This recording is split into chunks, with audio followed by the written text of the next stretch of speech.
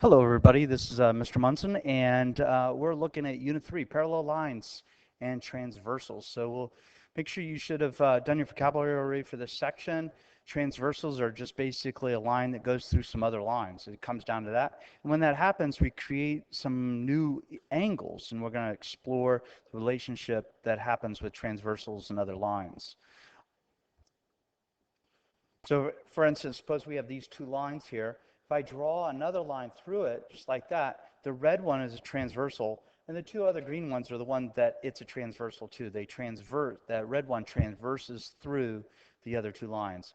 Let's explore some angle relationships that happen with these kind of situations, and then make sure we understand how to apply some basic equations and things to it. Let's get started. Okay, so as we progress along, I'm using a different microphone that's kind of temporary, so if you hear some background noise or some clanking, that's all that's going on. All right, so take a look at, you have these two red lines and a green line, and the green line is called the transversal. Now, as soon as that green line comes in contact with those red lines, we end up creating these 8 sets of angles. Okay. Now, each set of angles, or we can look at some special names for angles that kind of occur when this happens. Now, certainly we already have some special names for special pairs of angles. For instance, 1 and 3 are vertical angles, right? It has nothing to do with the other red line. 1 and 2 are a linear pair. And there's other groups or other pairs of vertical angles and other pairs of linear pair angles, right? So it's no big deal. We certainly should have those words in our vocabulary and understand how to use them. But as soon as we create a transversal, a green line that cuts through 2 or more other lines, we create some special names, some special angles. Let's start off with corresponding angles. So corresponding angles are 2 angles that sit in kind of the same spot. So we have this group of 4 angles here, and then we have this group of 4 angles here. 2 angles are corresponding if they sit in the same spot, right? So angle 1 and angle 5 are corresponding angles. Okay, so now we have angle 2, and what angle do you think would be the one that corresponds? So we grab one angle from one set, and it corresponds to another angle in the other set. So 2 corresponds with angle 6. Keep going. Angle 4 corresponds with what angle? We've got an angle 8. And then angle 3 corresponds to angle 7. Okay, so you'll need to know what corresponding angles are. Okay, next up are consecutive interior angles. Okay, consecutive angles. They're also known as same side angles. And so, if we draw a box again around these, we find out that we're going to grab an angle from one set in the blue, and it's going to have a consecutive angle that goes with one in the black, okay? So these are same side and they're interior angles. So interior angles, fall in between the 2 lines. So if I look at angle 4, its consecutive interior angle that goes with it is angle 5. See if you can figure out which one should go with angle 3. So hopefully you said angle 6, right? That's another interior angle. Okay, so let's continue. Now, this is right out of your vocabulary word, so hopefully this is no big deal. Now, the word alternate, that I just have it abbreviated there. Alternates tell you one's on one side and one's on the other. Now, again, we're always grabbing from one set of angles and then grabbing a partner to go from the other set of angles. Okay, so alternate exterior angles are 2 angles that are exterior, and one's on one side of the transversal, one's on the other. So if I looked at angle 1, its partner, which is the alternate exterior angle, would be angle 7. Now, so take a look at that, make sure that you'd understand why that would be. 1 and 7, 1 is chosen from the blue block, and 7 is grabbed from the black block. It's alternate, one's on one side, one's on the other, and they're exterior angles. Okay? So see if you can do the same for angle 2. See if you can figure out which one is its partner. That makes it an alternate exterior angle pair. Hopefully you said A. Now looking at alternate interior angles, we're going to be grabbing interior angles, so you're going to have to be choosing from 4, 3, 5, and 6. And then, so alternate means one's on one side of the transversal, one's on the other, and they're interior angles, okay? So now, if I grabbed angle 4, let's say, I wouldn't grab angle 3 for two reasons. First of all, I already have a name for that relationship. 4 and 3 are a linear pair. The other reason is that 4 and 3 belong to the same group of angles, right? So when I grab one, like 4, I have to grab from the other block of angles. So the alternate interior angle that goes with that is angle 6. See if you can do that. Find the alternate interior angle that pairs with angle 3. And hopefully you said angle 5. Let's move on. All right, so let's take a look at the corresponding angles postulate.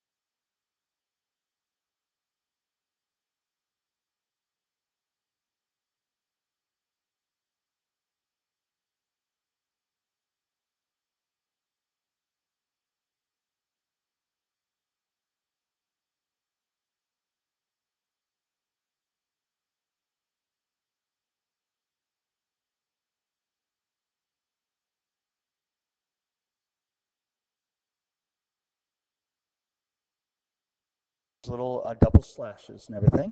And so I know that one angle is 55 degrees. Hopefully you can see that.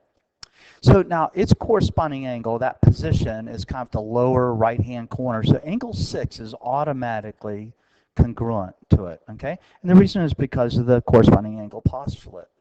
Now, I could certainly find everything else after that, okay? So first of all, I'm going to take advantage and put the 55 in that spot. And let's see if we can find the other ones. Now, angle 1 is definitely equal to 125. And the reason is that that angle, 1 and the 55, are a linear pair, and they're going to be supplementary. They add up to 180. Number 2 is definitely going to be 55 degrees. Let's make that 55 degrees because of vertical angles. Now, if you hear my voice, I keep on using the word because. I'm giving you my reasoning. And I need you to start getting familiar with that, because when we get into the logic unit, you're not just going to be able to say this is the answer. You're going to have to say it's because and then give a reason. So keep an eye on, or keep an ear open for how I'm saying the reason that things are so, okay? Now, angle 3 is definitely 125, either because it's a linear pair to the 55 that's given, or it's vertical to angle 1, okay? Either way, I'm going to end up with 125 there. Now, angle 6 is 55. I stole that information from the left and threw it down in the right because of corresponding angles. Now that that's 55, I can use the same ideas to go find the rest of those angles down there. Now, you go ahead and do that on your own, and then and I'll start putting them in here in just a minute. But see if you can do the rest of those on your own and come up with the reasoning in your head and maybe even write it down. All right, so let's see. Angle 4 is 55 because of vertical angles. Angle 5 is 125. A couple of reasons. One, it's a linear pair to the angle 6, which is 55. It's also a linear pair to angle 4. It's also corresponding to angle 3, and we just proved that corresponding angles are congruent, so we know that matches up. And then we're left with number 7, and I could just say number 7 is 125 for a lot of reasons. Vertical angles with 5 and so on, okay? All right, make sure you know how to do that. Let's move on. Okay, so now we're looking at alternate interior angles. And so we're going to have a couple of these theorems. This a theorem similar to a postulate. The difference between a theorem and a postulate is a theorem actually has been proven. A postulate is something that we just assume to be true. And so alternate interior angles theorem says this: if a transversal intersects two parallel lines, then the alternate interior angles are blank. Now, we're going to have a couple of these things, and quite honestly, a lot of times students start getting them confused. And so what I'm going to suggest you do is draw your best parallel lines, okay? and then just mark it like that with a transversal. Matter of fact, I'm going to make that transversal a little bit more slanted. I'm going to suggest you do too. Okay? Now, if you look, here is a pair of a pair of corresponding angles. Now, look at those two angles. Okay? Now, they're definitely open wider than 90 degrees. Okay? And so, in this world of parallel lines cut by transversal, you only have two scenarios. The set of angles are either congruent or they're supplementary, adding up to 180. If they look congruent, then they are congruent, okay? And that's a good rule of thumb. Now, what I want you to do is remember these theorems, but if you're stuck and you've gotten, confused from the information, you're not sure which ones, are the alternate interior angles, is alternate interior angles congruent when we're dealing with parallel lines? Is it supplementary? Just stop and draw your very best parallel lines and ask yourself, are they supposed to be supplementary or not? So if you look at that angle, and then let's take a look at this angle there, and then this angle here. That's a pair of alternate interior angles. Let me get rid of this thing here. That's a pair of alternate interior angles. And so that's what we're looking at. Now, do they look congruent, or do they look like one's obtuse and one's acute, which would mean that they probably add up to 180 degrees. To me, they're exactly the same angles. So what I end up finding out and memorizing is that alternate interior angles are congruent when you're dealing with parallel lines. Okay, so just keep that fact in place. So when you get to the do-it problems, you're going to have to write some equations. So you're going to want to come back to these theorems, recognize what kind of angles am I dealing with, and then can I write an equation that they're either supplementary or equivalent to each other?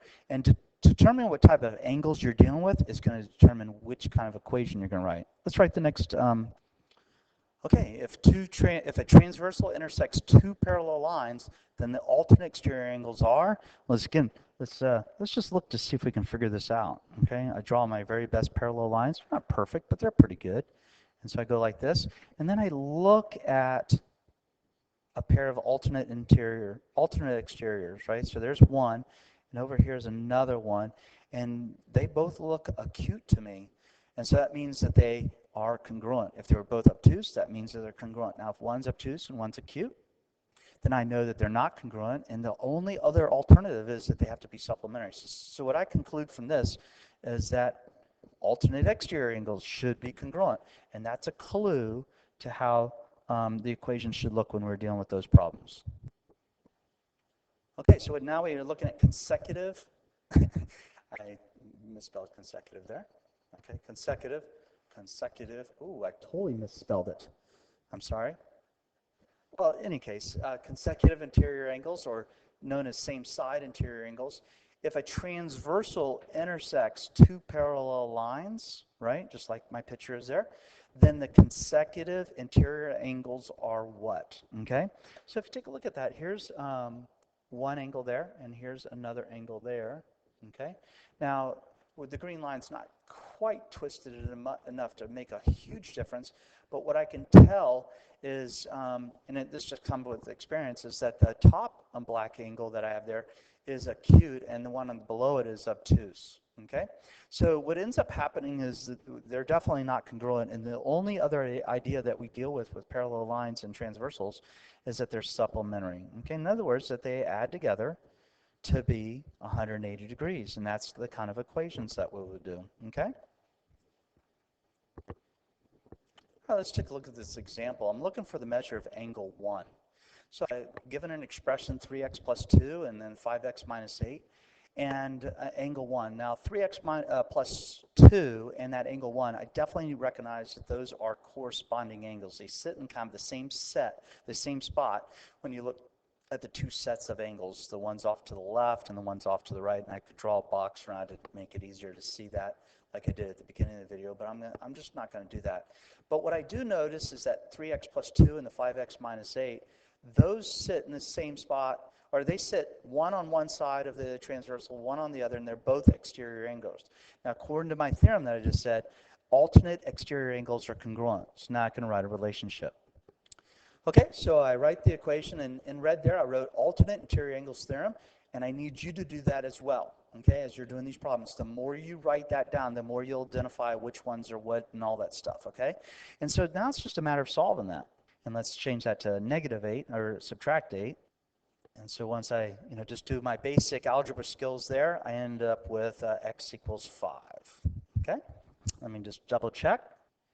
Indeed. Okay, so x equals 5. However, that is not the answer I'm looking for. I'm looking for measure angle 1. Now I have two choices here. I could stick that 5 into that x right there, and that would tell me that angle because they're corresponding angles, and according to my postulate, corresponding angles are congruent. So whatever that one is, that one is.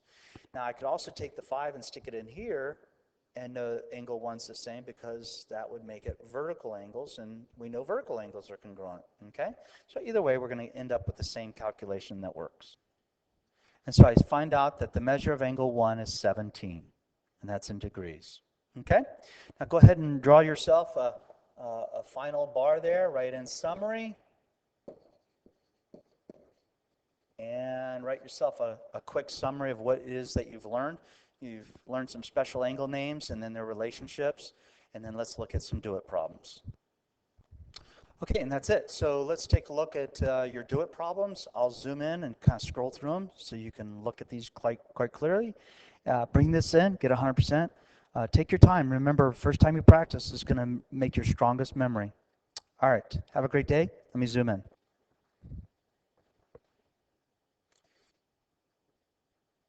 Now for the first couple of problems, you just want to use that red and green figure at the top there.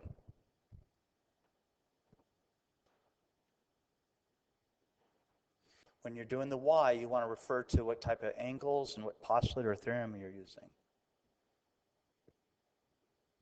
And there you have it. All right, excellent job. Keep the good work going.